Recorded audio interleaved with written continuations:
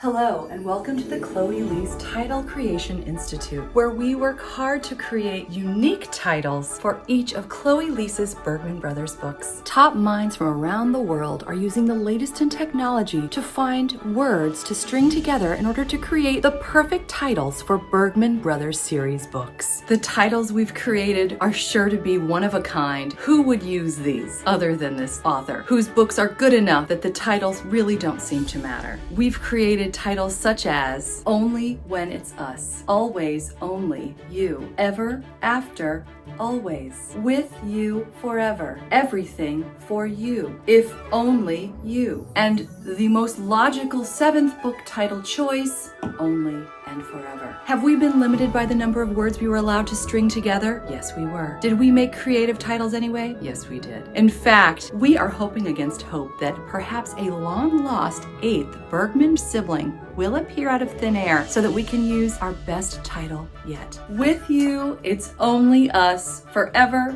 Always. Hi, my name's Bea, and welcome to my channel, Mama Needs to Read Romance, and make fun of a series that's actually quite good.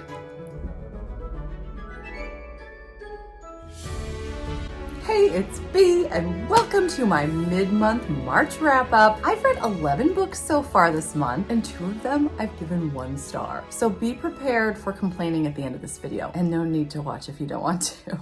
I'm going to start with my only 5-star so far this month, Aftershocks.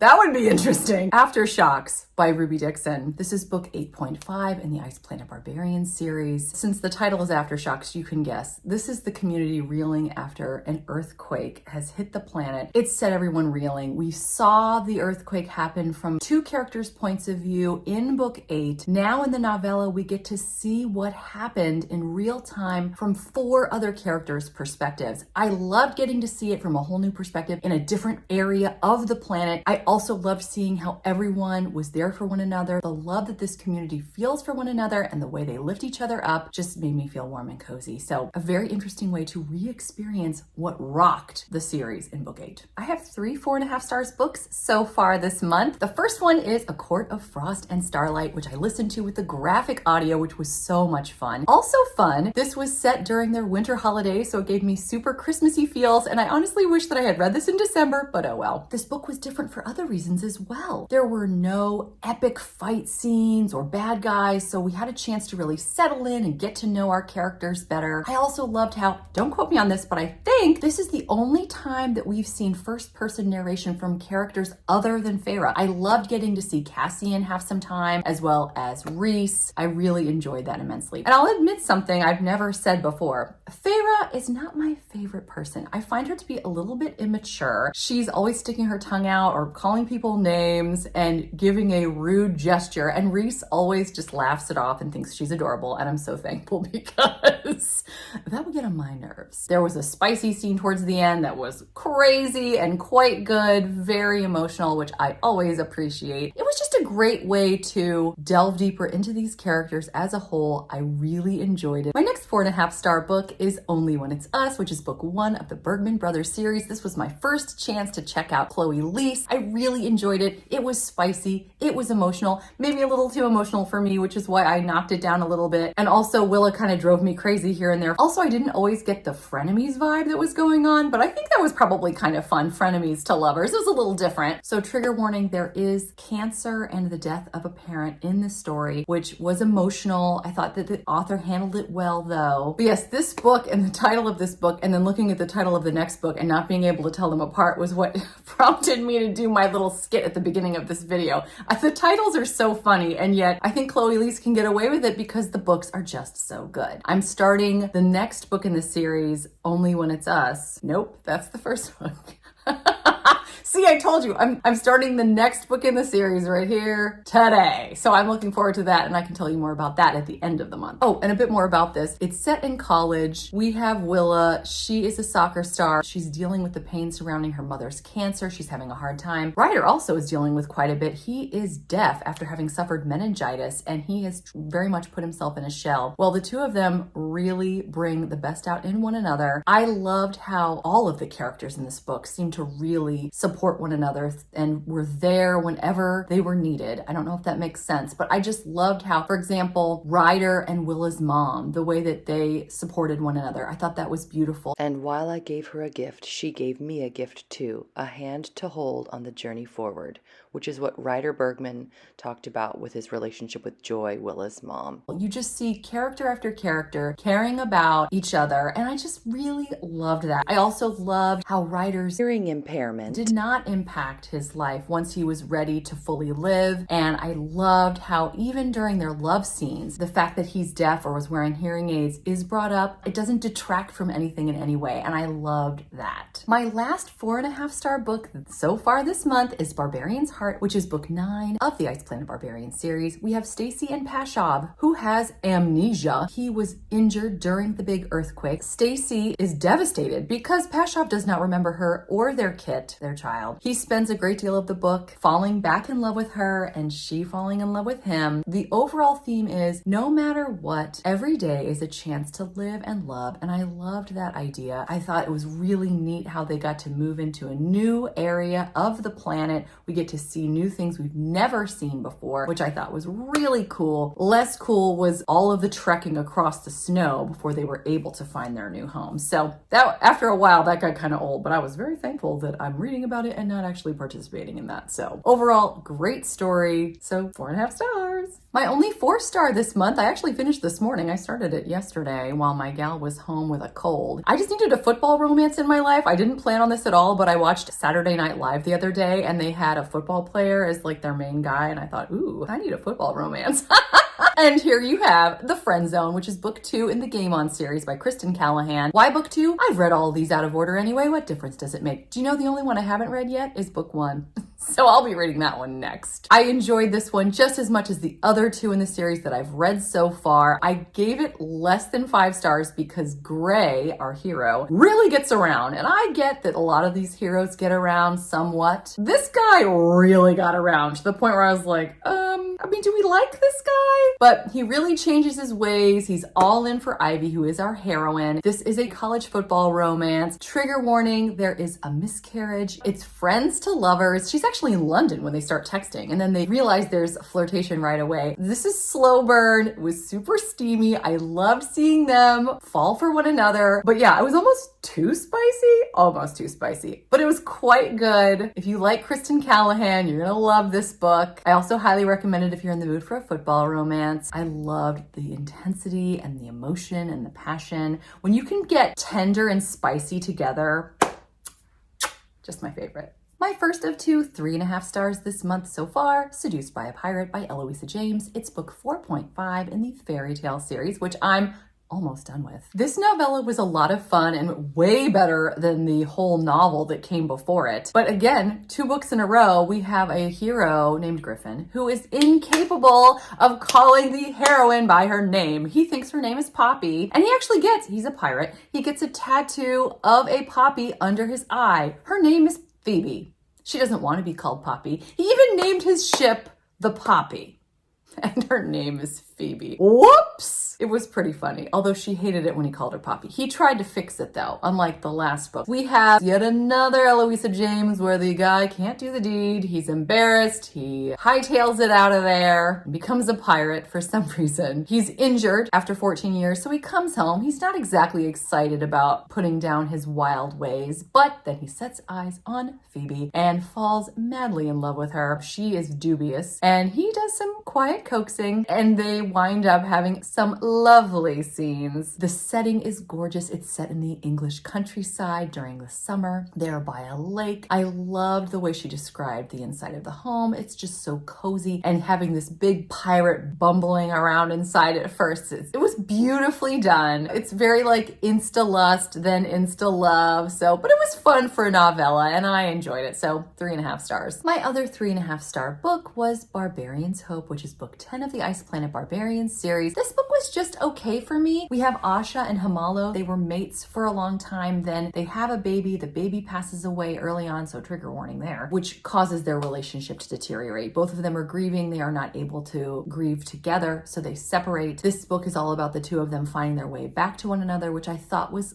sweet and lovely, but for some reason not as compelling as I would have hoped. This is also the second book in the series that is set during their Christmassy type holiday, which was fun, but again, it was sort of covering some of the same ground. Interestingly, this book is told from a third person's perspective. It was Claire. I was glad to see more of her because she and Aravan only had a short novella together before, so it was nice to see more of them together. She even makes up with Beck, who's kind of like the resident villain, if you want to call him that. But overall, it just didn't have that emotional punch for me, and I found myself forgetting to listen multiple times. So I was like, well, that's not good. I would have given this a solid 3 stars, but the end was so sweet and lovely. It had me tearing up. It was beautiful and worth the whole story. So I bumped it up to 3.5 stars. Coming in at 3 stars, this is When We First Met. It is 0.5 of the Forever Yours series by Cara Bastone. I fell in love with all of her Audible originals, and I'm really excited to read this entire series next month. It was definitely quirky. We have Kat. She's a teacher home for the summer, and she has been lusting after Jared for quite some time. Jared has been in a very messy, years-long, on-again, off-again relationship with Lara. But Jared is not our hero. Oh no. It's Jared's cousin Quentin, who also is Jared's roommate. Quentin is very much into Kat, but Kat can't see him because she's so into Jared. Poor Quentin is sort of used to being relegated to second banana, and he's so sweet, he actually offers to help set her up with Jared during one of his off-again periods. But he sees a lot in Kat, more than even we see as the readers. Really, all we know is that she likes to wear super tight clothes, eat pie at every opportunity, and take pole dancing aerobics classes. The way that he describes her, it's hilarious, actually. I mean, he reads way more into her than I could have. Kat reminded him of clementines in the height of their season, the brightest, zingiest fruit he could think of. He didn't want to simplify her down into just her positive attributes. Of course she was, like all people, a complicated amalgamation of hidden puzzle pieces and gardens of melancholia. He was sure of it, but her general vibe was phosphorescent, tart, addictive, and a little overwhelming. I'm like, this is the Kat that we've been reading about that you're talking about? But good for him and good for them. At the end of the book, they've fast forwarded 10 years. They're married. He's bringing her lunch while she's teaching in the classroom, which I just found adorable. So this definitely whet my appetite for the rest of the 3-book series, and I cannot wait to start next month.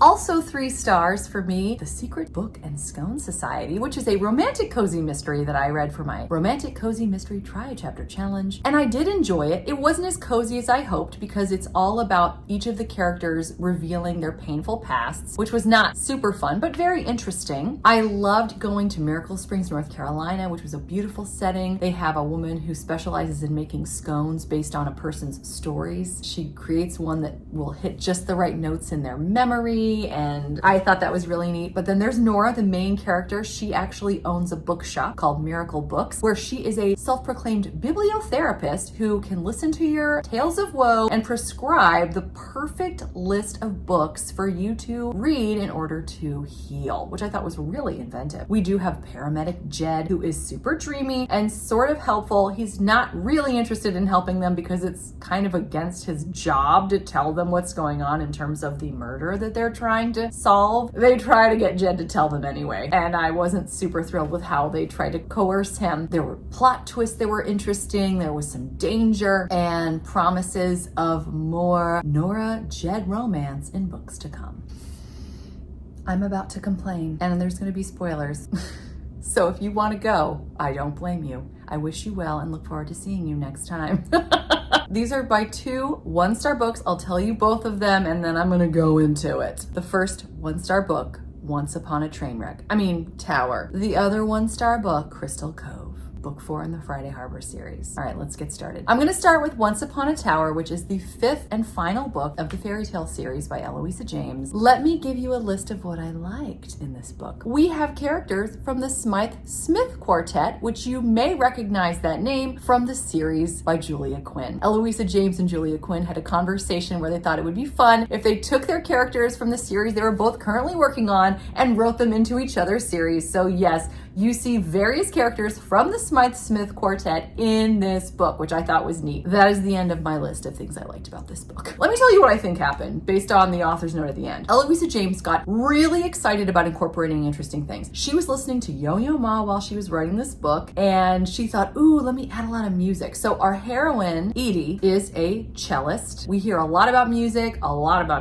We also get lines from various poets. Not only do we pull from Rapunzel, Eloisa James also takes heavily from Romeo and Juliet. So we get a tower scene and a balcony scene in this book. I'm just kind of wondering if Eloisa James got so excited and bogged down in all of these extras that she forgot to make a story that was actually good. I just hated it so much. We have not one, not two, not three, four really awkward love scenes. We have Edie and Gowan. They fall in love very quickly. They get married. They consummate the marriage. He proceeds to make love to her 4 different times, and he's just too big, and she doesn't know what to do about it. So she just sort of fakes it from here and there, because that was the advice that her stepmother gave her. Her stepmother, who talks to her about her love life with Edie's father. Ew! But that's where she gets her advice. I don't know why we kept going back to that. Yuck. Anyway, Edie decides just to pretend she's enjoying herself just to get Gowan to get away from her. He's saved himself for marriage until the two of them have a falling out, and then he goes to look for a barmaid while they're on a break. Friends, anyone? Friends? And you find out in the end whether he went through with it or not, by the way. By the 5th love scene, he pleasures her, and you're thinking, yay, she finally gets to have satisfaction. Well, he immediately flies into a rage and leaves her because he realizes she had been pretending up to that point. It was terrible. When they finally do get together in the end and they're supposed to have a beautiful love scene finally, he stops it once because he's very worried about how much weight she's been losing, which she thinks is great, and don't even get me started on that. And then he breaks them up again to tell her about the experience he had with a barmaid, which is like, come on, this is so awkward and terrible. I listen to this book a little bit every day just to get it over with because I had done the rest of the series and I was determined to finish, and I almost wish that I hadn't.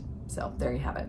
Speaking of a series I powered through the last book of and then gave a 1 because I wanted to finish the entire series, here is Crystal Cove. It's the last book in the Friday Harbor series. Whitney of Tiburon and I were talking about this. I do not even understand why this book was included in the series. None of the Nolan family was in it except for Alex for like 5 seconds. It's a friend of one of the gals that ends up with a Nolan member. This series is about the Nolan family. And yet now we have this girl that we don't even really, like, we met her briefly in the 3rd book. And she ends up with somebody else his name is Jason. He is the worst. I don't know that I've ever seen a character that was so controlling. He was a liar. He was so disrespectful to our heroine, but she has been mistreated her entire life by her mother, by her coven. Oh yeah, that's right. She's a witch. This book is heavily themed with witchcraft and covens and all of that, which I don't really mind that, but it didn't fit with the rest of the series at all. At one point, Jason actually steals from Justine, who is our heroine, and she's furious and then goes to get the thing that he stole, and then she just sort of falls into bed with him. I just didn't understand. I was so disappointed pretty much at every turn until the very end when he decides to try to sacrifice his life to save her, but the reason she's in danger is because of decisions that he made to begin with. I was really disappointed because I really enjoyed the first 3 books in the series. I do recommend the first 3 books in the series, but you could absolutely skip this one and be fine. So there you have it. Well, those are the 11 books I've read so far. I've got some more coming up this month I'm really, really excited about. I hope that you're enjoying whatever it is that you're reading, whether you give it 5 stars or even just 1 star. Wait, why would you enjoy a 1 star? Never mind. Until next time, thanks so much. Take care. Bye.